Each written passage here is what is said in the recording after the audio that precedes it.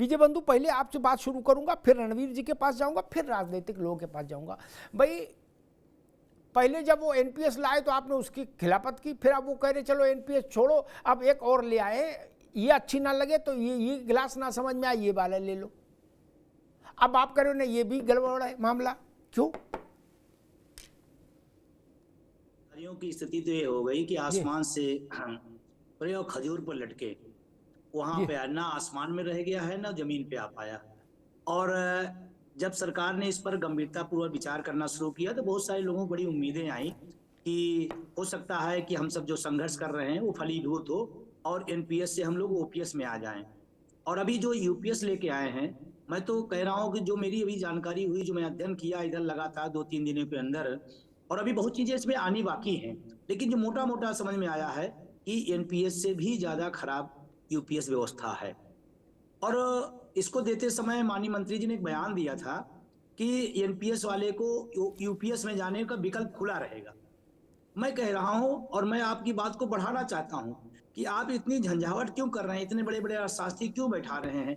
आप एक बार कर दीजिए कि एनपीएस का विकल्प, उन्होंने कहा कि एनपीएस वाला यूपीएस में जा सकता है, एक विकल्प और दे दीजिए कि ओपीएस में कौन जाना चाहता है, सारी चीजें अपने आप क्लियर हो जाएगी।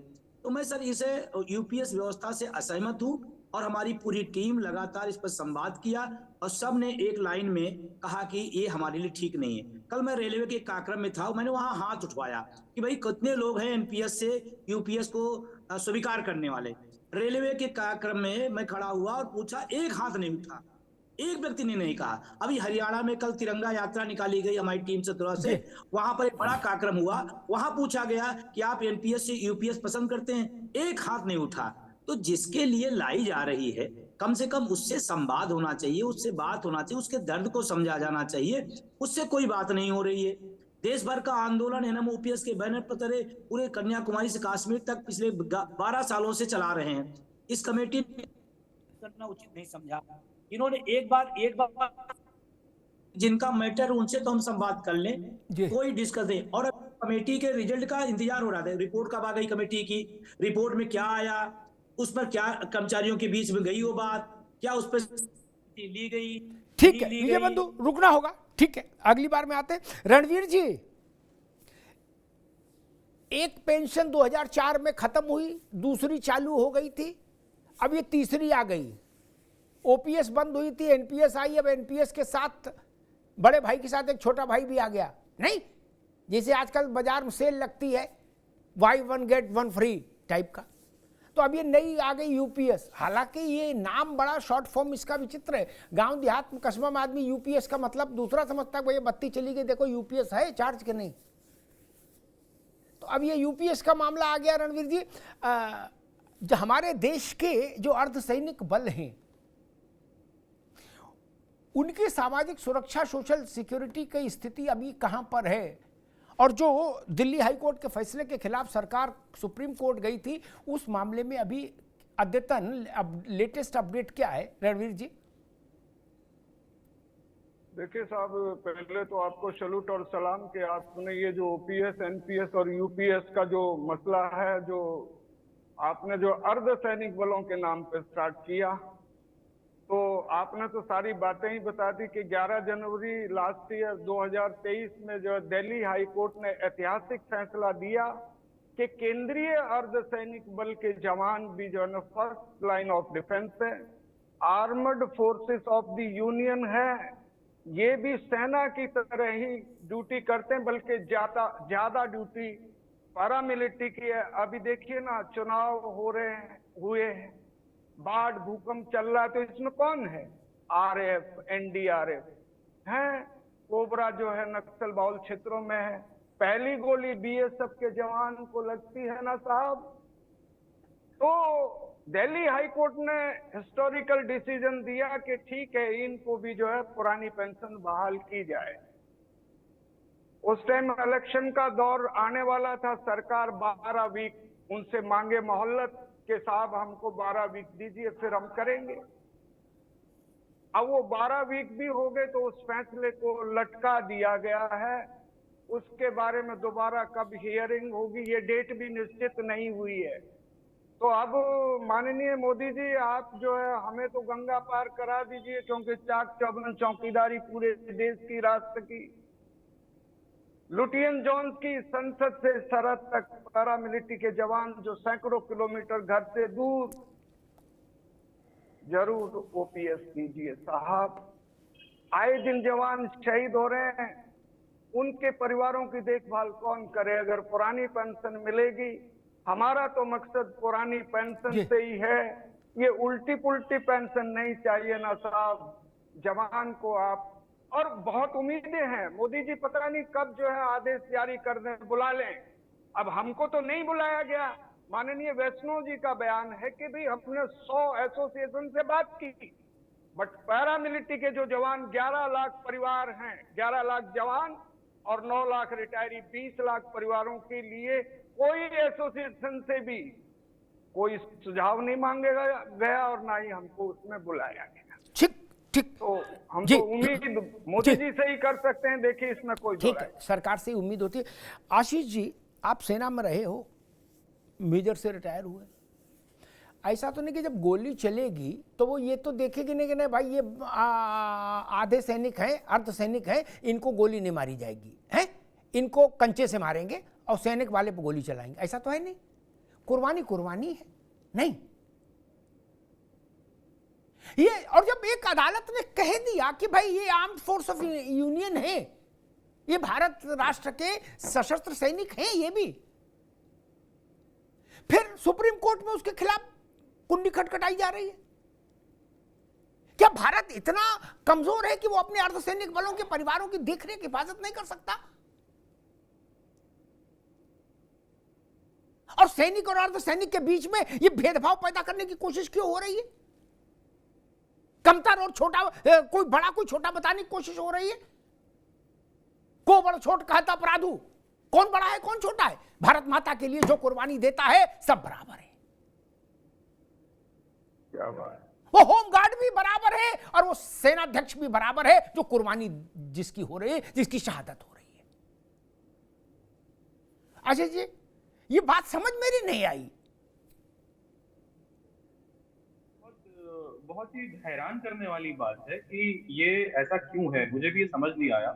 आपको बताना चाहूंगा कि जब अभी तक जो पुलवामा का जो हमला हुआ था, उसमें जो जवान शहीद हुए थे, उनको आज तक शहीद का दर्जा नहीं मिला। तो जब हम लोगों ने बहुत इसके बारे में बातचीत करी तो उसमें पता चला कि सरकार का ऐसा प्रावधान ही नहीं है कि जो पैरामिलिट्री फोर्सेस से जो लोग अपनी वीर गति को प्राप्त होते हैं, उनको शहीद का दर्जा दिया जाए। वो पेंशन तो छोड़िए, शहीद का दर्जा भी नहीं मिलता है उनको। तो ये भी एक बहुत गलत चीज है। उसके लिए हम लोगों ने आवाज उठाई थी, लेकिन सरकार ने उस पर कुछ किया नहीं। तो बहुत गलत बात है, क्योंकि जो भी देश के लिए अपनी कुर्बानी दे रहा है, यूनिफॉर्म पहन रहा है, उसको शहीद का दर्जा मिलना चाहिए और उसको पेंशन जो भी उसके पे और अलाउंसेस के हिसाब से है उसको मिलनी चाहिए। और ये दुर्भाग्यपूर्ण है कि सरकार जो है, एक कोर्ट जब फैसला दे रहा है तो आप उसे रोकने के लिए, चुनौती देने के लिए सुप्रीम कोर्ट तक जा रहे हैं। तो इससे सरकार की मंशा को पता चलता है, ये भी बहुत गलत है। और दूसरा, मैं इस टॉपिक पे आज जब नेट पे थोड़ा सा मैंने पढ़ा तो मुझे एक फॉर्मर फाइनेंस सेक्रेटरी हैं सुभाष गर्ग, उन्होंने बहुत सरल उसमें समझाया कि ये जो पेंशन स्कीम है इसमें फर्क कैसे है। बहुत साधारण उसमें एक उदाहरण है, मैं 2 मिनट में बताऊंगा कि यदि अभी अगर ओपीएस में आप रहते हैं और आपकी तनख्वाह 1 लाख रुपए है, तो आपको बिल्कुल क्लियर कट पता है कि आपकी पेंशन हो जाएगी 50% डीए के साथ 1.5 लाख रुपए आपका ये बन गया। 50% आपने वो किया, मतलब 75,000 रुपए आपकी पेंशन पर महीने बन गई अगर आपकी 1 लाख सैलरी थी और आप ओपीएस में थे। अब अगर आप नए वाले स्कीम पे आ जाते हैं, यानी जो यूपीएस अभी लागू हुआ, आपको 50% ऑफ बेसिक सैलरी मिलेगी, यानी आपकी तनख्वाह थी 1 लाख, हो गई 50,000। अब उसमें डीए नहीं जुड़ेगा, ये डीए अब इसमें नहीं जुड़ेगा, इसमें इन्फ्लेशन जुड़ेगा और डीएनएस रिलीफ जुड़ेगी, जो उन्होंने कैलकुलेट की, जो लगभग 6% आएगी और वो बनती है साल की 3,000 रुपए। यानी अब आपको मिलेंगे 53,000 रुपीज पर मंथ इस नई स्कीम से, अगर आपकी तनख्वाह है 1 लाख और पुरानी स्कीम से आपके बनते 75,000। तो जो भी इसमें इसका उदाहरण जो है, मैं समझता हूँ इतनी सरलता से उन्होंने समझाया, जो कि हर एक व्यक्ति को पता होना चाहिए। बाकी जो उसमें बड़े बड़े शब्द हैं उससे एक आम नागरिक जो है जल्दी समझ नहीं पाएगा, लेकिन ये उस उदाहरण से दोनों का जो फर्क है वो बहुत स्पष्ट है। जी, मैं दीपक सोनकर जी के पास चलता ही नहीं, भाजपा के पास। आपसे दीपक जी अर्थशास्त्र की बात नहीं, तो विशुद्ध राजनीतिक बात करूंगा। राजनीतिक पार्टी, राजनीतिक बात होनी चाहिए, ठीक? क्योंकि मैं स्वाभाविक जब जो पार्टी है जिसने अपना रजिस्ट्रेशन कराया चुनाव आयोग में, वो इसीलिए करा के चुनाव जीते, नहीं हारने के लिए तो कराता नहीं कोई। एक उदाहरण देता हूं आपको, एक बात बताता हूं, वो बात कम चर्चा में आई जबकि मूल बात वही है। ये जो यूपीएस का जो जन्म हुआ है ना, ये कहां से हुआ मालूम है दीपक जी? ऐसा नहीं कि दिल्ली में कोई विद्वान अर्थशास्त्री बैठ के कोई बना दिए, नहीं। ये बेसिकली जगन रेड्डी की सरकार ने जो अपने यहां पेंशन योजना लागू की थी, ये उसका क्लोन है यूपीएस। समझ रहे? ये बात अभी आपको बहुत ज्यादा कहीं मिलेगी नहीं चर्चा में, क्या? और गूगल पे तो कतई नहीं मिलेगी। ये जगन रेड्डी की योजना का क्लोन है, ठीक? जैसे नहीं भेड़ का क्लोन बना रहे, बकरी का क्लोन बना रहे वैज्ञानिक, वैसे उनकी योजना चुनाव में गई। बड़ी फायदे की बात कह रहा हूं आपकी सोनकर जी, ये सुनिए, दिल्ली लखनऊ वालों को बताइए और लखनऊ वालों को दिल्ली वालों को बताएं।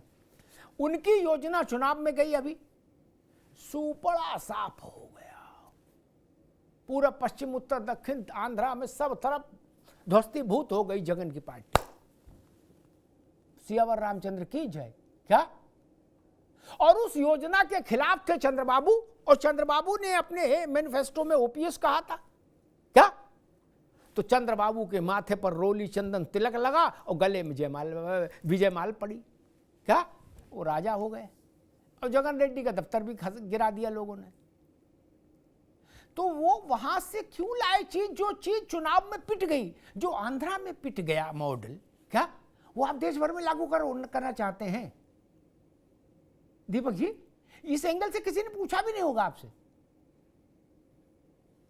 आखिर आंध्र प्रदेश में भी जनता तो भारत की है ना, उसने उस मॉडल को खारिज कर दिया, कूड़ेदान में फेंक दिया। मित्र, आप उसमें थोड़ा बहुत पाउडर वाउडर लगा के, क्रीम व्रीम लगा के, काजल आजल आप ले आए, बोले ये यूपीएस है।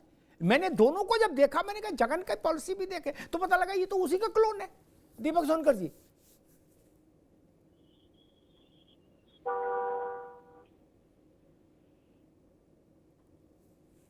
जी, दीपक जी।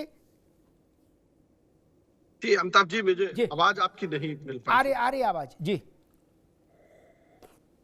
जी, आपका सवाल एक बार दोहरा सकते कि मैं ये कह रहा हूं, आप सुन लीजिए संक्षेप में। ये यूपीएस जो आप लाए हैं, ये जगन रेड्डी आंध्र के पुरानी सरकार के मुखिया, वो एक फॉर्मूला लाए थे पेंशन का, जो उन्होंने 5 साल चलाया। उस फॉर्मूले का ये क्लोन है, बच्चा है, क्या? और आंध्र के चुनाव में वो क्लोन, ओरिजिनल फार्मूला ही पिट गया भाई, ध्वस्तीभूत हो गया। जगन रेड्डी की पार्टी शर्मनाक पराजय से कुछ जो गर्त में जा गिरी। तो ऐसे लुटे पिटे फार्मूले को ब्यूटी पार्लर भेज के आप क्यों लाए यहां, ये पूछ रहा हूं। देखिए अमिताभ जी, हमेशा से देश के प्रधानमंत्री आदरणीय नरेंद्र मोदी जी के लिए देश की जनता और देश की जनता के हित के कार्य ही महत्वपूर्ण रहे हैं। लगातार इस विषय को लेकर के सामने आने के बाद जो एक कमेटी बनाई गई, उस कमेटी के नाम पर लोगों से सुझाव लिए गए, उनके साथ बहुत सारे मंथन के बाद ये निर्णय निकल करके आया है, जो यूपीएस की एक भाषा को आप बता रहे हैं। देखिए, यूपीएस में ही जो ओल्ड पेंस, चाहे वो एनपीएस में रहे चाहे वो यूपीएस में रहे, ऐसा केंद्र सरकार ने इस प्रस्ताव में बताया है और लगाया है। पहली बात तो ये है कि जिस तरीके से लगातार सरकार पर ये सवाल करने वाले लोग जो सवाल करते हैं कि ओपीएस नहीं होना चाहिए,